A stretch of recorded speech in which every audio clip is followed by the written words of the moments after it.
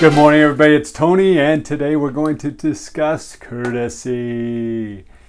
Courtesy, you may be wondering, why would we talk about courtesy? What's the big deal about courtesy? But I'm going to break it down into a couple of things. First, we're going to talk about the respect, the need to apologize, and then last but not least is embarrassment.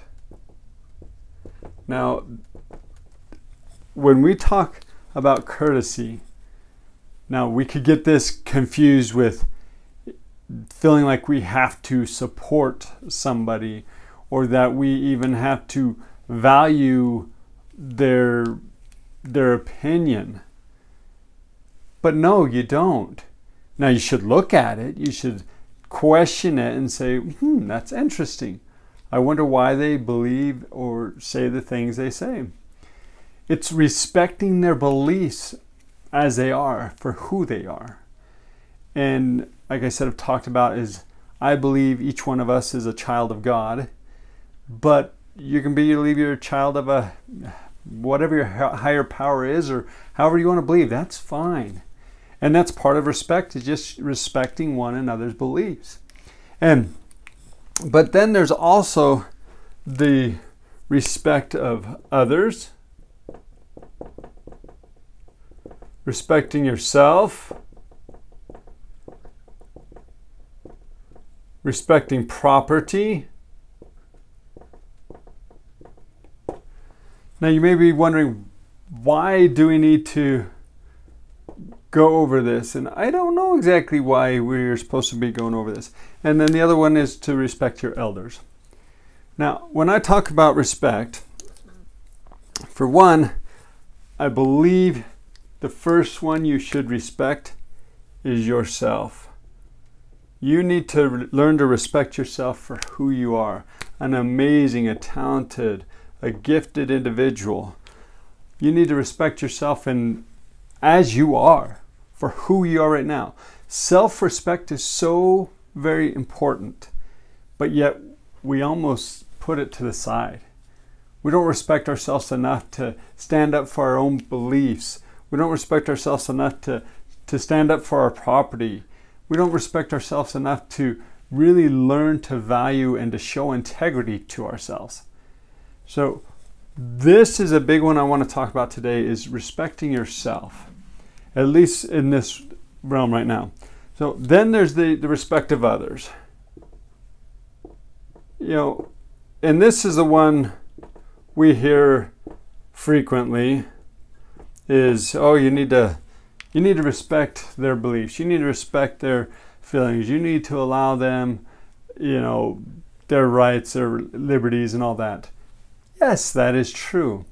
However, what do you do though when it's contrary to yours?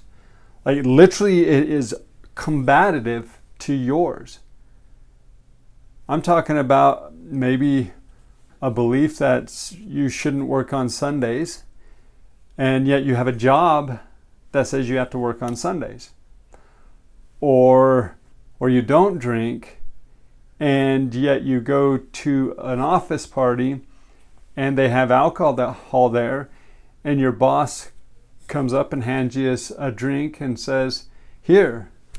And what do? Do you respect yourself enough to just say, I'm sorry, I don't drink?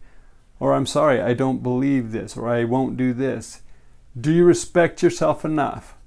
Or do you brush it off and say, I can't do that, I can't, you know, I've got to drive, or, you know, and do you push it off onto some other external reason instead of truly valuing and respecting yourself for your values, for those things that you stand up for on a daily basis?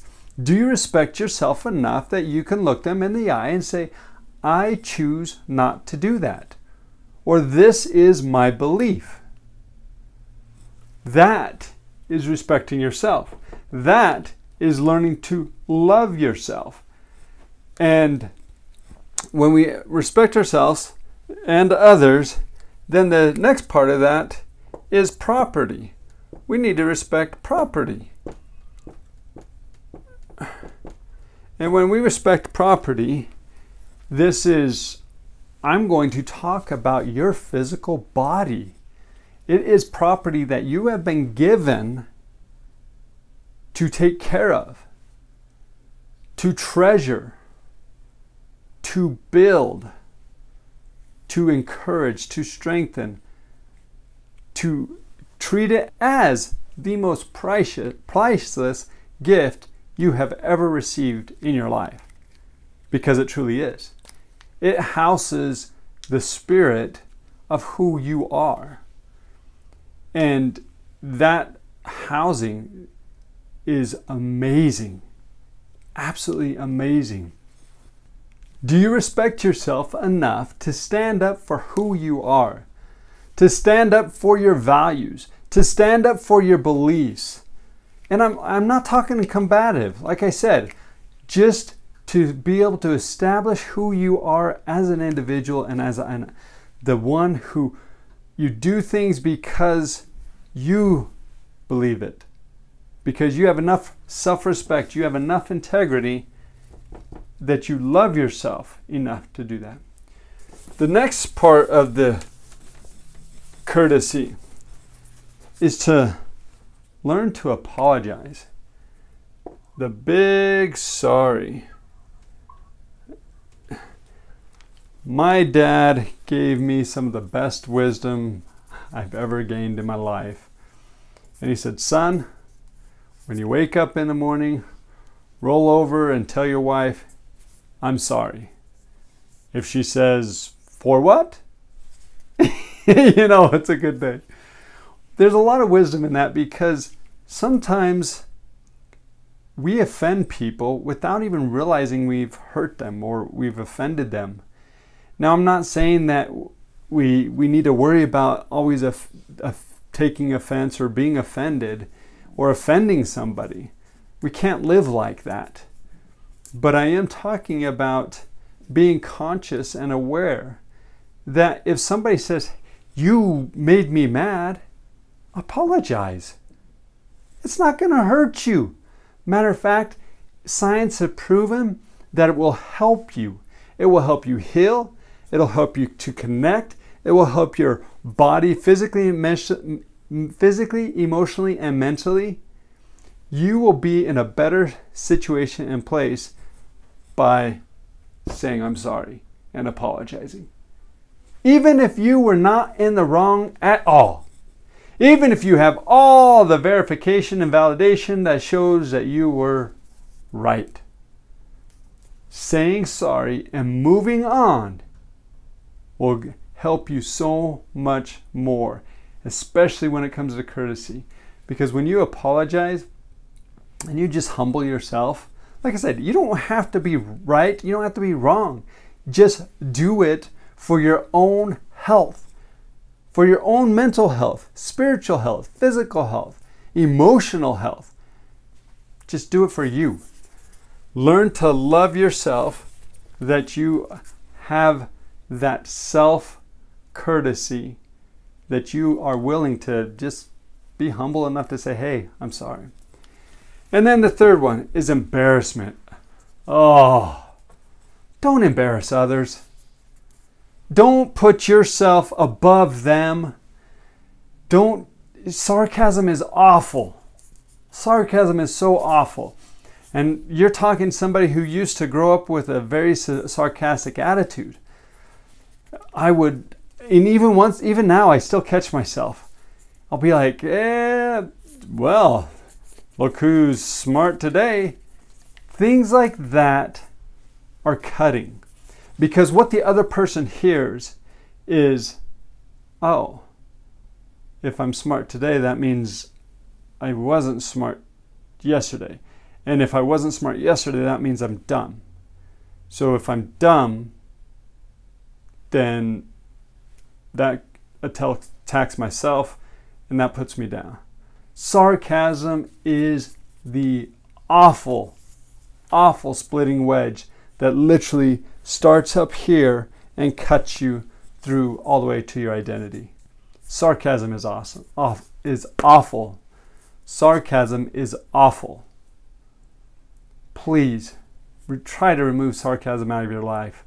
I know it can be in a lot of jest and fun, but the problem with sarcasm is it's always based on some truth. There's always some truth in there of the sarcasm, and that's why it's sarcastic. That's why it's kind of funny, but it's also very cutting. And when we use sarcasm, we just embarrass others. We put ourselves above them and we put them down. Please don't embarrass others. What we want to do, this is what we want to do. We want to build, support, encourage, and lift others so that we are the ones that truly are benefit. We are the ones that are happy and healthy. We are the ones that are willing to support others and encourage others and lift them up so that then they are lifted to a higher realm. That's what you want to do. You might have embarrassed, or you might even be a little sarcastic too. Apologize. Say sorry. Build them up. Lift them up. Encourage them. Support them. Because you are amazing. You can do this because you have courtesy. You respect others. You apologize and you avoid embarrassment. I hope that you will realize the importance and the value that you bring to somebody's life right now.